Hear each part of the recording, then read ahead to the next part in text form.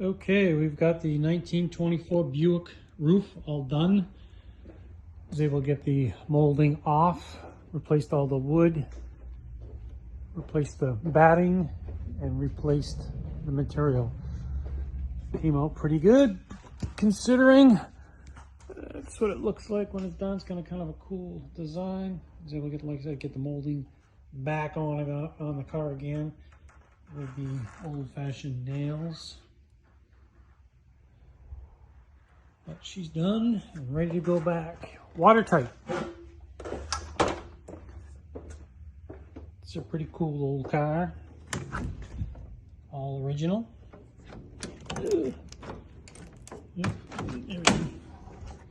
Back when you really had to learn how to drive. Belt driven. But she's done and ready to go to the customer's house. Have a good weekend, everybody.